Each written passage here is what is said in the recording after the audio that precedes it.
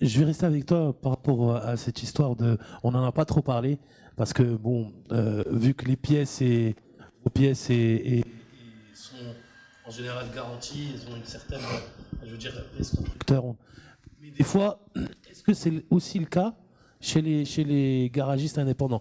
Est-ce que vous avez recours exactement aux mêmes matières premières, enfin, aux mêmes pièces de rechange ou pas? Alors d'abord, je vais signaler une incompréhension. Quand on dit pièce d'origine, Mercedes n'a jamais construit une plaquette de frein, Kia n'a jamais construit un embrayage, Renault n'a jamais construit une vitre. Hein. C'est un constructeur d'automobile qui est un donneur d'ordre pour les équipementiers. Ouais. Et ces équipementiers, sur leur marque, avec leur département d'ingénierie, font la conception de pièces directement utilisables sur le prototype lorsqu'il est révélé au salon et que dans 5 ans, il va être vendu en grande série au public. Donc cette histoire de marque d'origine, il faut que ça soit clair. La marque d'origine, c'est une marque d'équipementier vendue... mais absolument, mais absolument. Ou peut-être développé pour lui, spécifiquement. Ouais. Ouais. Et le même équipementier, je sais pas si je peux citer des marques ou des. Bien sûr. Pour Mercedes, ils ont en première monte la marque MAN dans leur filtre. Tout MAN. C'est le seul équipementier qui est homologué pour les filtres. D'autres constructeurs, ils vont avoir homologué 2 ou 3 marques sur les freins. Ils vont faire du Galfer, du ATE, du TRW. Et donc nous, c'est ce qu'on vend. Nous, c'est ce qu'on vend à travers notre je sais pas, maison mère qui est autodistribution, qui est une entreprise presque centenaire de distribution de pièces de rechange. C'est lui qui nous fournit ces pièces d'équipementier et qu'on vend aux clients avec la garantie. Bien, je vais réagir d'abord sur la partie digitalisation. Donc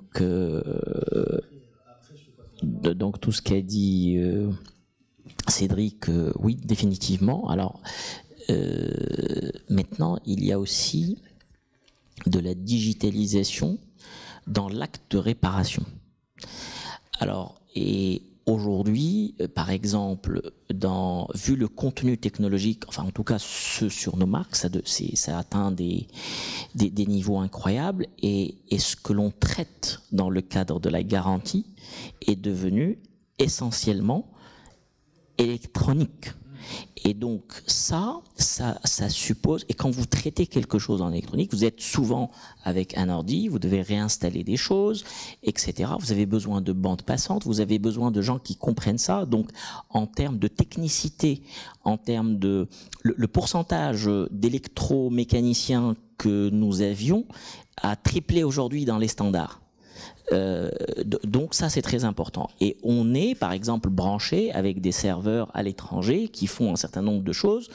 Donc là aussi, la digitalisation intervient. Sur un autre volet, quand on est, par exemple, sur de l'utilitaire, ou avant de parler de cet exemple, dans le domaine des VP, on fait de la carrosserie, et aujourd'hui dans la carrosserie il y a une déperdition de temps qui est juste phénoménale dans toutes les étapes du process. Le premier expert, le deuxième expert, les photos, la photo n'est pas claire, il faut la renvoyer, il faut l'assureur, non il a paumé le truc, etc.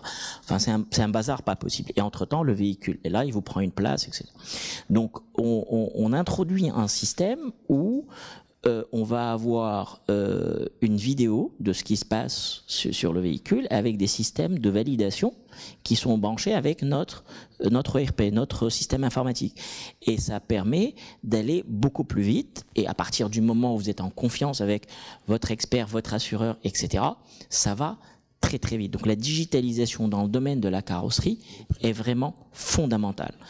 Deuxième exemple dont je voulais parler, c'est que quand vous êtes dans l'utilitaire et que vous avez des véhicules qui circulent 24/24 et que vous avez besoin de dépannage et que vous avez un centre technique qui ne peut pas forcément se déplacer ou qui peut se déplacer, mais comme c'est à 700-800 bornes, ça met du temps. Le gars, il va pas attendre. Donc il y a aujourd'hui un système avec des lunettes équipés de caméras, et donc le technicien d'un point de vente proche va lancer un appel avec le service technique qui va voir à travers les yeux du technicien ce qui se passe, et donc proposer l'intervention sur tel composant, et donc ça va beaucoup plus vite. Donc ça se digitalise même à l'intérieur des ateliers. La pièce de rechange. Oui, la pièce de rechange, nous quand on dit la pièce de rechange d'origine, c'est comme si on parlait d'un label. C'est un label qualité.